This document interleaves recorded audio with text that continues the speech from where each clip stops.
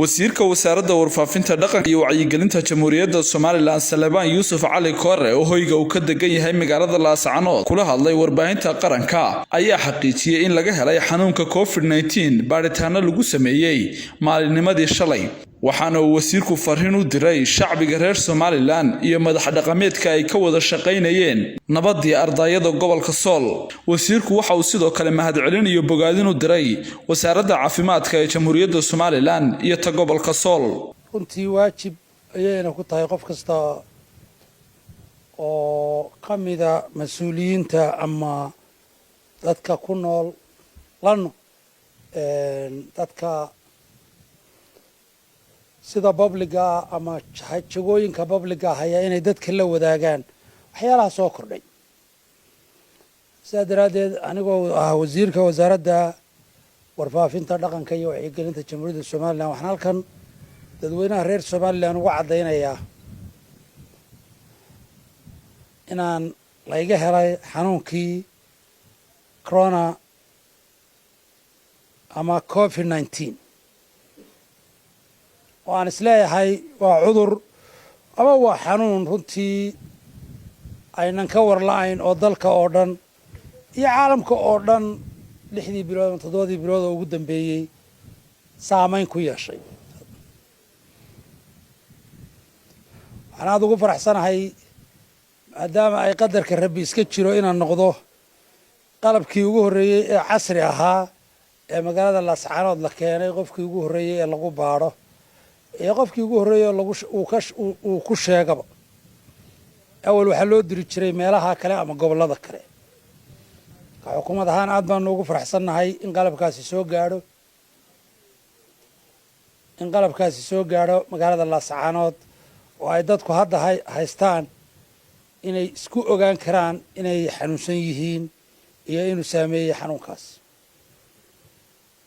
alxamdulillah aad iyo aad baa caafimaadkaygu u fiican yahay wax dhibaato oo aan dareemayaa oo badani ma jirto waxaana ilaahay ka baryaynaa intuu asiibay in ilaahay caafimaad ka siiyo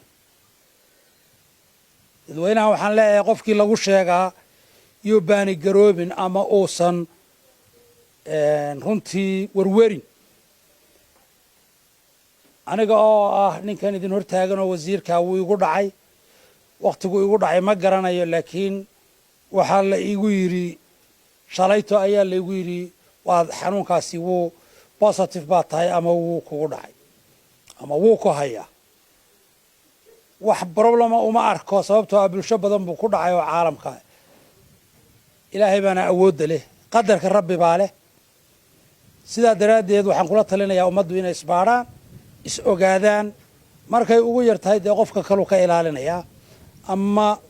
caailadii ka ilaalinaya oo de labada bini aadanka waanu garanay sida reeruhu u nool yihiin mas'uulahaan iyo ka wasiir ahaan waxaan ummadda reer Soomaaliland qof kasta ka codsanaynaa inuu iska ilaaliyo oo uu bal intii awoodiisa uu taxadari karo uu ka taxadaro si uusan isagana u asiibin bulshada kalena ugu faafin mas'uuliyadda ayaana nagu khasbaysaa inaanu sidan yeelo aanu u gudbino la wadaagno maadaama aanu si publica u noolahay inaanu wixii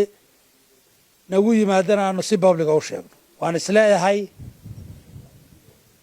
bulshadu inay fahanto xanuunkan inuu soo laba kacleeyay maadaama aan guddiga coronavirus ka mid ahaa maalmo dhaweyd waa la isdhigtay waxaa la yidhi xanuunkaasi Somaliland uu ka dhammaaday laakiin hadda waxaa muuqata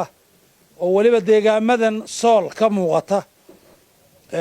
inuu runtii uu calaamado badan oo muujinaya inuu aad u jiro ay jiraan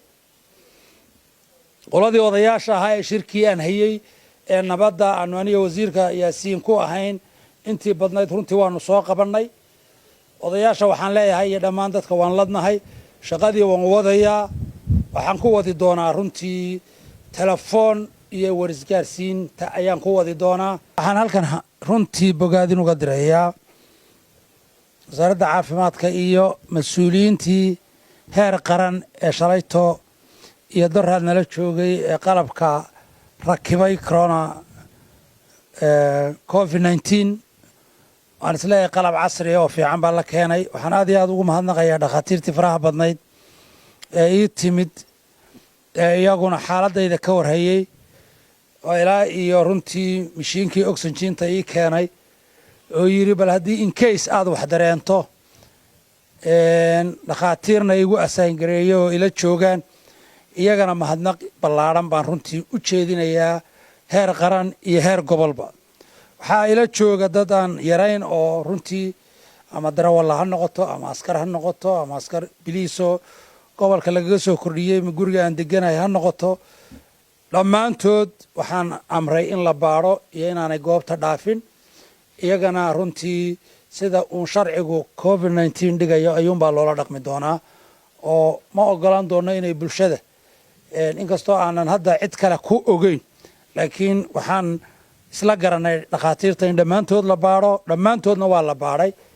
ilaa maanta ayaa la ogaan doonaa waxa maxsuulku yahay. iyagana talada aanu kala qaadanay waxaa weeye inay ku sugnaadaan goobta.